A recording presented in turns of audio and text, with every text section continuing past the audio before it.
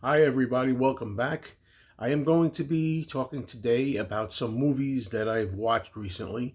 And these movies are all movies that I've seen already before. They're from my collection. And over time, I've watched them.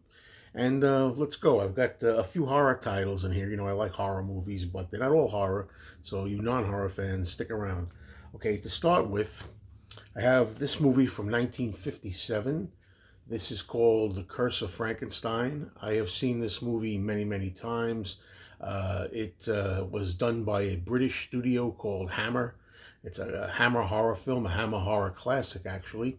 And it put Hammer on the map, and it changed the face of horror films because prior to this, when this came out in 1957, horror films were usually black and white, more subtle, more laid back, which I love. I prefer the old horror movies the best, but I like the newer color ones too. This one added a little bit of bosoms, from the ladies, and also gothic trappings, a lot of gothic atmosphere and color, and a little bit of blood. So this film alone, Curse of Frankenstein, kind of changed the whole map and repaved it and made real stars out of Peter Cushing and Christopher Lee, who plays the creature.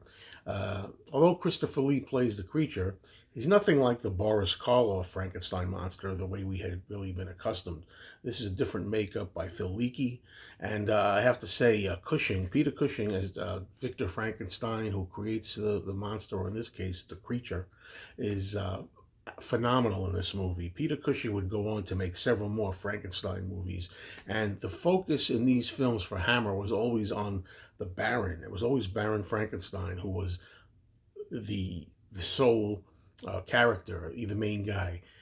It wasn't the monster, whereas in the old Universal films, it tended to be the monster who was the main feature. And in this film, Peter Cushing has no scruples. He's just completely mad, crazy. He will stop at nothing to do what he wants, to get what he wants. Totally selfish, totally self-involved, and he doesn't care who he steps on in order to reach his dreams. So there's a lot of good horror trappings in here and mad scientist fun. Uh, and Christopher Lee, he does what he can. I think he's pretty good as the creature in here, although he doesn't have that much to do. He does create an impression that stays with you. And he managed to make his own monster, apart from Boris Karloff with the flat head that we're so used to. Excuse me. Okay, don't want to edit. So there you go. I highly recommend that. It's a great horror film for people who like horror films. Now to stick with one more horror for now, but to show you the other side of the coin, we talked about a film now that was color and kind of a little bit of gore for its time, 1950s, right? This is a more of the old school type that I love. This is from 1945, starring Boris Karloff. It's called Isle of the Dead. And this is by a producer named Val Luton. Val Luton had a lot of classics such as Cat People. You might remember that title, and many others. Really good, stylish stuff here. The complete opposite, as I say, from Curse of Frankenstein. You're talking about subtle horror here, more suggestive, not graphic. It's in black and white, but the atmosphere is always there, very moody, and it has Boris Karloff starring as a general in Greece, and he winds up being stranded in a house with some few other people on a remote island, kind of off the coast of Greece. When a plague hits, there's this deadly plague that hits, and this is a good time for you people who haven't seen this movie to watch this because it's kind of eerie in a way how much it mirrors present day coronavirus that we're dealing with, COVID-19. You have people in there having to quarantine themselves, stay away, wash their hands. They don't want to give each other the disease. And, bit by bit, characters in the film start succumbing to the disease. So it reminded me uncomfortably, which is what you want a horror film to do, right? Of what we're dealing with right now, presently in the world. And there are other elements in here that are horrific. It deals with vampirism. There's some vampire trappings in here, which I won't go into too much detail there. And also premature burial, people who are afraid of being buried alive. So this is very interesting for those of you who are open-minded to older and more subtle types of horror films. And of course, it comes recommended again. Okay, now let's go off the horror and let's go to, I don't know what you'd call this. I'll call this a Western slash comedy slash drama. It's got a little bit of everything in here. It's my favorite Western, if you can really consider it a full-fledged Western. Some people don't.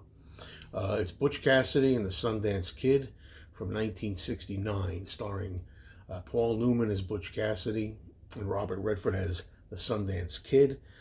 They make a great team in here. This is what's called a buddy film. They started having a genre of its own, called like the buddy film, where two pals are kind of together going through trials and trepidations, I guess, in this particular case. It's directed by George Roy Hill, and he does a fantastic job. He would team up later on with Redford and Newman again to do The Sting. And this is really two outlaws, Butch and Sundance, and they're on the run. They're finally being tracked down by the law and a posse, trying to finally stop them and kill them after all the robberies they've been pulling, and their day has come, so to speak. You know, there's no more fun in the sun. Now they're being wanted, and you know, how long is this trail of glory that they've had going to go on? They try everything. They even try to go straight. I don't want to spoil too much, but they try to go straight at one point to see if they can get out of trouble by going straight. They go to Bolivia.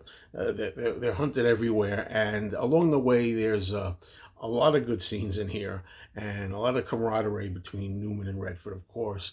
That you'll have. You also have some comedy touches, as I say. You know, this is done. Although it's like the Old West, it's done in a very modern, from like 1969, I should say, modern 69-ish kind of trappings. In fact, my nephew, who was in his 20s when I showed him this film several years ago, my young nephew, actually, out of all the films I've shown him, this is one that he really liked the best. And we actually went to see this at a revival. We went to a theater where they were showing this, and he loved this so much that we went to a theater together.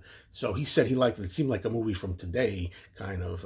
Perish the thought, but still, you know, he was able to relate to that. Catherine Ross is in this. She's beautiful, and she plays a school teacher that kind of wants some excitement in her life, so she kind of is involved with her two friends here. Well, actually, both men are in love with her. She's really the woman of the Sundance Kid, Robert Redford, but you know, Butch loves her too, so that's a nice touch.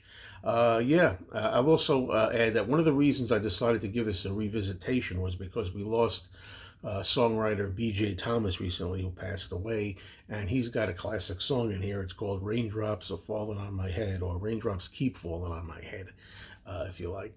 That song is used in here. It's a scene that's a little controversial. Does it really fit in the film? It's a kind of musical interlude moment, which I think is really a fun, touching scene in the movie. Anyway, but yeah, I really like this movie. It's a great movie.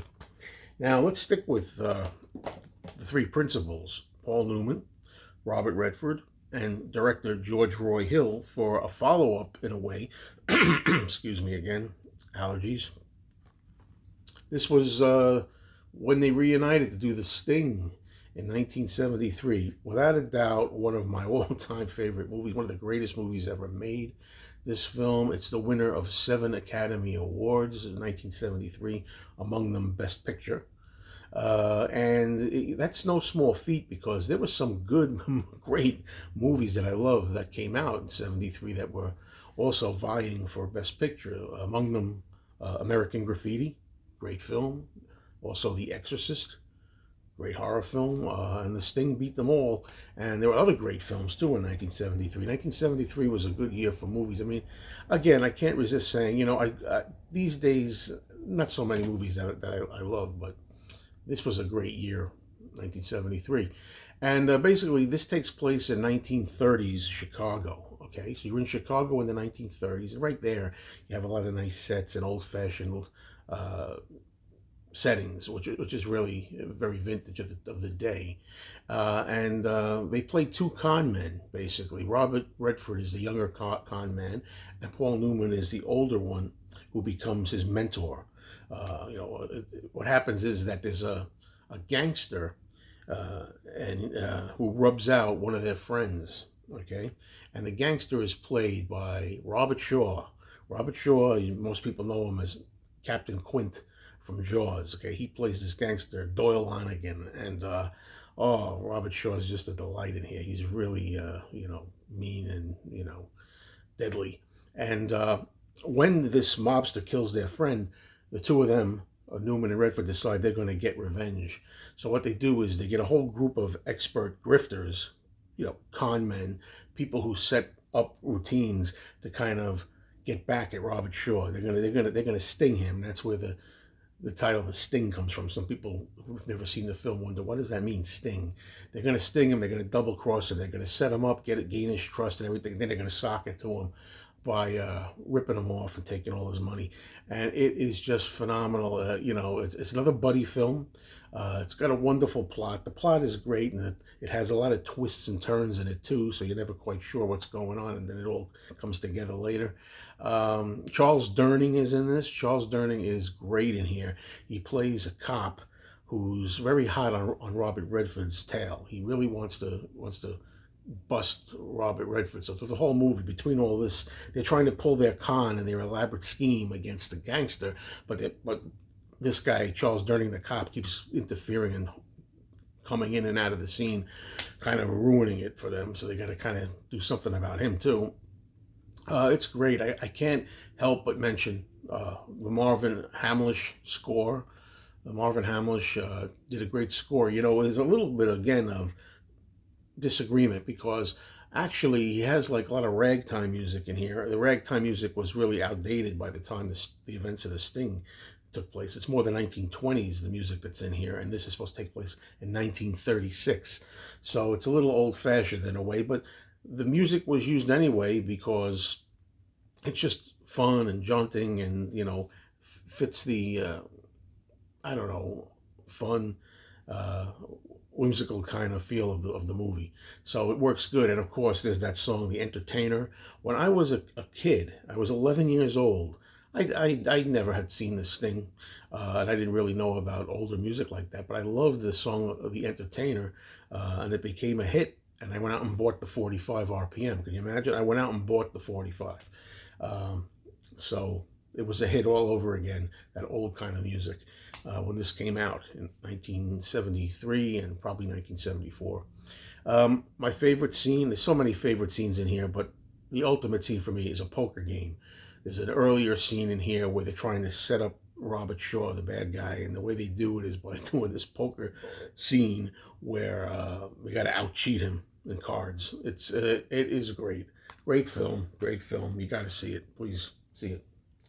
All right, folks. Now, I'm going to go on to a film that's 80 years old. I didn't think of this until I watched this yesterday again. This is a film I've seen many times also. This film is 80 years old. It was from 1941. It's a comedy. And I don't know. I was in the mood to watch this and didn't even realize until I was making the video. This is that old now, 80-year anniversary. It's a film by Abbott and Costello, but it's hard to show you pictures. I have this box. It's a box set, the Abbott and Costello collection, Universal Pictures collection. Really nice. This came out on Blu-ray recently. It has all their movies in it. I do not have the Blu-ray. Maybe I'll upgrade. I don't know. But for now, I'll hold this up. It's the first real movie they made called Buck Privates.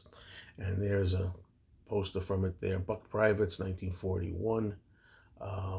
Previously, in 1940, they had done a kind of cameo appearances in this movie here, One Night in the Tropics. That's really their first film, One Night in the Tropics, where they're fantastic in it. They're so good in it in One Night in the Tropics. They did a few good routines, even though they're not the stars of One Night in the Tropics, and they come in and out of the picture. It's worth watching just for Abbott and Costello's scenes. So good that they got a contract with Universal and did the first film, which we're talking about now, the first full Abbott and Costello film, Buck Privates. What else can I say about this? Let's see. They accidentally enlist in the Army, and this is 1941. And I got to tell you, this film is very much of the day. You talk about films that are dated or that remind you of other times that don't apply today. This film is very much of the day when people were excited, young men or interested in enlisting in the Army. They actually Some of them got in that didn't want to go in. Obviously, they got drafted and stuff. But a lot of people for the war effort voluntarily went in. So different from where we're at today. There's a song in here sung by the Andrews sisters who figure prominently in here. I'll get to that in a minute. The song is called "You're a Lucky Fellow, Mr. Smith," and it has lyrics. I don't remember them all. Lyrics like they sing it on a train, and there's a bunch of people who are going to fight the war. You know, they're going to go in the army, whatever, enlist. And when they go in there, there's a line like, for example, one guy says, "Sure, we've got our health, and why not?" He says, "What a great constitution we got." I mean, oh my, it's almost like it's hard to fathom because the way politics are today, and there's even something about the president. You know, they really feel like the president. They want to serve the president. Very different from the last, say, I don't know, 20, 30 years, 40 years. Very, very different. But the Andrews sisters, who I mentioned, are in here. And that's one thing when you watch Abbott and Costello movies, most of them have musical interludes. And a lot of people don't like the Abbott and Costello movies all the way because there's so many musical bits in there. But you have to consider that when this came out in 1941, you had no television, right? You could just pop in a DVD or a Blu-ray or go to Netflix or something and watch whatever you want, download something. You couldn't do that back then. You just had to go to the movies, and that way people would go to the movies and they would have a full night's of entertainment. Maybe go to dinner, then maybe watch a movie like this that has comedy in it, funny bits, but also has songs and dancing. You know, and that's what it is. The Andrews sisters, I like the Andrews sisters. I think they're really good. I like their voices. I love the way they sing harmonies together. They all sing in unison. They really have some good numbers in here. Their most popular number is the Boogie Boogie Woogie Bugle Boy, Company B. Boogie Woogie Bugle Boy. It's a wonderful moment in here if you like that sort of thing. They got a great dance song and dance number with this. If you call it dancing, I heard that they learned their dance moves from the Ritz Brothers comedy team. I don't know if that's true or not, but um, the Andrews sisters are good. But getting back to Abbott and Costello, they're of course the stars of the movie. But there's a subplot going on in here. It's not all Abbott and Costello. You've also got a subplot about a kind of rich, well-to-do guy that also winds up in the army, and he kind of gets benefits and kind of things, and he thinks he's going to get special treatment, even though whether you're rich or poor, once you're in the army, you're all together, and it doesn't matter what style of life you have. We're all the same once we're in the army, that kind of thing. But Abbott and Costello, they have a lot of good routines in here. Uh, they have a dice game. People who grew up with this stuff like me remember a dice game where Bud Abbott tries to con his friend Lou Costello, tries to take his money and stuff. There's a lot of scenes in here where Bud Abbott tries to take Costello's money by tricking him. Pick a number between pick a number between 1 and 10. Is the number odd or even? Or that kind of thing. Is it the number between 1 and 3? No. Is it number between 4 and I think I got it wrong. 6, whatever. I'm going off. All right, you get it. So you have that routine. You have the old routine. It's hard to even say this in these days. A routine called "You're 40, the girl's 10." You can't marry a girl that's 10 years old if you're 40. I know. This is just a routine. Don't look at me. And it's like, well, how many years do you got to wait before the two of you are the same age and you can match up and it's a great routine. Anyway, and then you have Nat Pendleton, who's their sergeant. You get this big burly sergeant that has to deal with Abbott and Costello. So Nat Pendleton's a lot of fun here. There's a good boxing scene in here with Lou gets stuck having to box this big bruiser. Yeah, it's a lot of fun. Now, the last film I'm going to show here, I hope you don't tune out on this, but hear me out on this, okay? This is I saved the most cheesy film for last, and I have cheesy films that I love. This is King Kong Escapes. There's a movie that just came out not too long ago called Godzilla versus Kong. A new thing. Look, I don't like newer movies for the most part. I like these old movies. This was 1967. It was by Toho, the Japanese film company that gave birth to Godzilla. So this is like a Godzilla type film, if you will, where we have an evil Doctor Who, a scientist who constructs a mechanical King Kong there. It makes a robot Kong.